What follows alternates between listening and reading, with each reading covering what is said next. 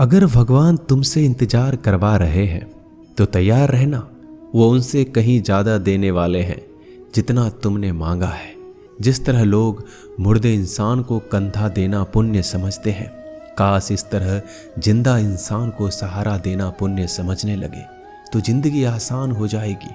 मत सोच इतना जिंदगी के बारे में। जिसने जिंदगी दी है उसने भी तो कुछ सोचा होगा। बेवजह ही नहीं होती लोगों से मुलाकात, किसी से सबक मिलता है तो किसी से ज्ञान।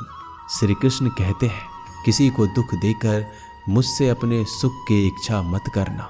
अगर तुम किसी को एक पल का भी सुख देते हो तो अपने दुख की चिंता कभी मत करना। जब दर्द और कर्बी बोली दोनों सहन होने लगे तो समझ लेना जीना आ गया है। कौन क्या कर रहा है, कैसे कर रहा है, क्यों कर रहा है, इन सब से आप जितना दूर रहेंगे उतना ही खुश रहेंगे। हंसते रहो तो दुनिया साथ है, वरना आंसुओं को तो आंखों में भी जगह नहीं मिलती। जीवन में जो होता है वह किसी वजह से होता है। या तो वह आपको कुछ बनाकर जाता है या फिर कुछ सिखाकर। कटना, पिसना और अंतिम समय तक निचोड़े जाना गन्ने से बेहतर कौन जानता है कि मीठा होने का नुकसान कितना होता है। जब कोई दिल दुखाए तो सबसे बेहतर है कि हम चुप हो जाएं, क्योंकि जिन्हें हम जवाब नहीं देते उन्हें फिर वक्त जवाब देता है। अंधे बहरे गूंगे बनकर अपने लक्ष्य पर ध्यान देते रहो। यहाँ इतने खाली लोग हैं कि ना खुद कुछ करेंगे और ना करने वालों को कुछ करने देंगे और उनका मनोबल भी तोड़ देंगे। लोग जरा सी बात पर आपको छोड़ देते हैं और भगवान जरा सी प्रार्थना से आपको थाम लेते हैं। कर्मों से डरिए, ईश्वर से नहीं। ईश्वर तो माफ कर देता है मगर कर्म नहीं। यह अटल सत्य है कि जैसे बछड़ा 100 गायों में अपनी माँ को ढूंढ लेता है, उसी प्रकार कर्म अपने कर्ता को आज नहीं तो कल ढूंढ ही लेता है। नीयत साफ और मकसद सही हो तो यकीनन किसी न किसी रूप में ईश्वर भी आपकी मदद करते हैं। जिंदगी में जितना शांत रहोगे अपने आप को उतना ही मजबूत पाओगे, क्योंकि लोहा ठंडा होने पर मजबूत होता है। गरीब रहोगे कोई ध्यान नहीं देता। मेहनत करोगे तो सब हंसेंगे, लेकिन जब कामयाब हो जाओगे तो सब जलेंगे। जिंदगी वो हिसाब है जिसे पीछे जाकर सही नहीं किया जा सकता। इसलिए आज में सुधार करें और पुरानी बातों को अनुभव की तरह इस्तेमाल करें।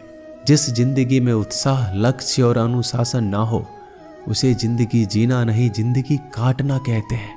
कभी कभी आप बिना कुछ गलत किए भी बुरे बन जाते हैं, क्योंकि जैसा लोग चाहते थे आप वैसा नहीं करते। जिस मनुष्य के हृदय में सच्ची मानवता हो उसकी सोच हमेशा यही होगी कि मुझे मिला हुआ दुख किसी को ना मिले और मुझे मिला हुआ सुख सबको मिले। मैंने हंसकर भी देख लिया और रोकर भी देख लिया, किसी को पाकर किसी को खोकर भी देख लिया। ये जान लिया कि जिंदगी वही जी सकता है जिसने अकेले जीना सीख लिया।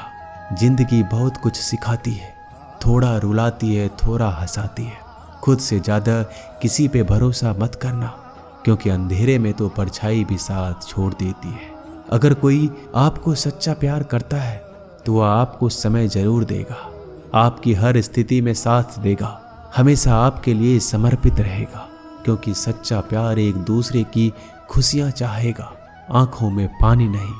लोहे को कोई नष्ट नहीं कर सकता, बस उसका जंग उसे नष्ट कर सकता है। इसी तरह आदमी को कोई और नहीं बल्कि उसकी सोच ही नष्ट कर सकती है। इसलिए सोच अच्छी रखो, फल अच्छा ही होगा। इतना कमजोर मत बनो कि कोई भी आपको तोड़ सके, बल्कि इतना मजबूत बनो कि आपको तोड़ने वाला खुद ही टूट जाए। दर्द आपको मजबूत बनाता है, डर आपको बहादुर बनाता है, अनुभव आपको सिखा देता है। जिस दिन हम समझ जाएंगे कि सामने वाला गलत नहीं, सिर्फ आपकी सोच हमसे अलग है, उस दिन जीवन में सब दुख दूर हो जाएंगे। क्यों रोते हो? मन का ना होने पर जो लिखा है वही होकर रहेगा। एक रास्ता बंद करने से पहले भगवान 10 रास्ते खोल देते हैं। गर्मी के मौसम में पत्ते सूखने के बाद भी पंछी घोंसला नहीं छोड़ते, क्योंकि वो जानते हैं फिर से बरसात आएगी और पेड़ पर नए पत्ते आएंगे। जो हुआ उसे भूलकर नई शुरुआत करो और याद रखो, जिसका कोई नहीं होता उसका भगवान होता है। मतलब से जुड़े रिश्ते मतलब तक साथ देते हैं, लेकिन दिल से जुड़े रिश्ते आखिरी सांस तक निभाते हैं। अच्छा काम करते रहो, चाहे कोई सम्मान करे या ना करे, क्योंकि सूर्योदय तब भी होता है जब करोड़ों लोग सोए रहते हैं।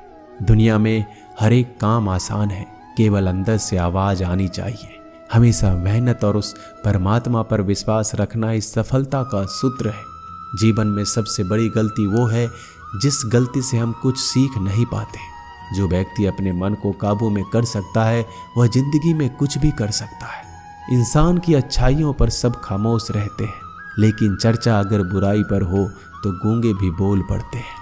श्री कृष्ण कहते हैं, तुम्हारे बीते हुए कल को तो मैं ठीक नहीं कर सकता, क्योंकि तुम वर्तमान में अगर अच्छा कर्म करोगे तो मैं तुम्हारा आने वाला कल जरूर उजागर करूंगा।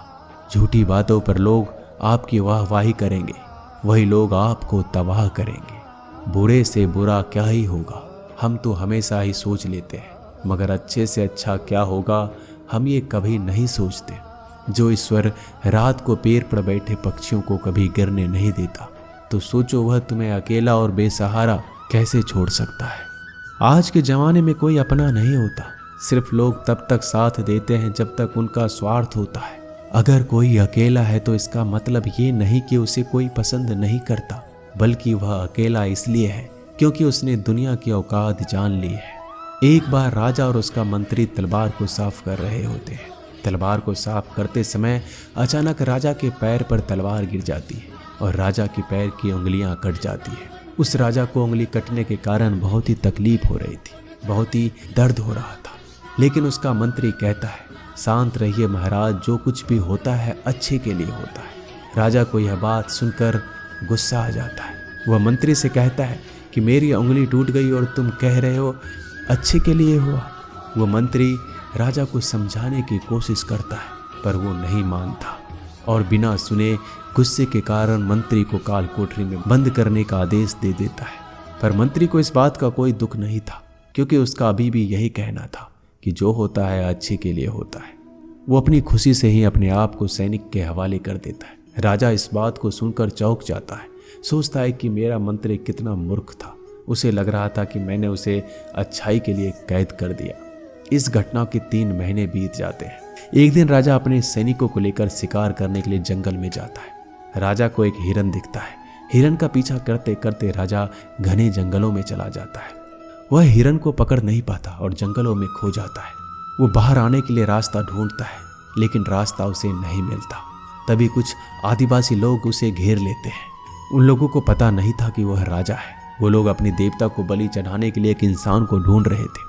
आदिवासी लोग राजा को पकड़कर अपने इलाके में ले जाते हैं। राजा उनको बार बार समझाने की कोशिश करते हैं, लेकिन वो लोग कुछ भी नहीं समझ रहे थे। वो लोग खुशी से नाचते हैं और राजा को नहलाकर बलि चढ़ाने के लिए उनको कपड़ा पहनाते हैं। अब राजा को लगता है कि वो मरने वाला है। जब आदिवासी लोगों का मुखिया राजा को मारने जाता है, तब देखता है कि राजा के पैर की उंगली कट चुकी है।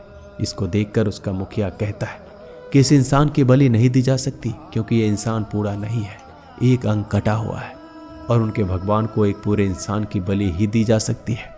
अगर ऐसे इंसान की बलि दी जाए जिसका अंग पहले से कटा हुआ है, तो उनके देवता खुश होने की जगह नाराज हो जाएंगे। फिर वो लोग राजा को छोड़ देते हैं।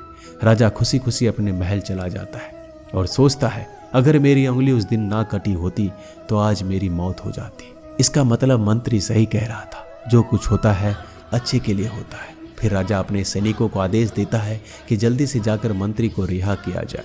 फिर राजा मंत्री को अपना पद वापस देते हैं और पूछते हैं, मंत्री, उस दिन मेरी उंगली कट गई, मेरे लिए अच्छा हुआ, मैं मान गया, लेकिन तुम जेल में हो, इससे तुम्हारा क्या अच्छा हुआ।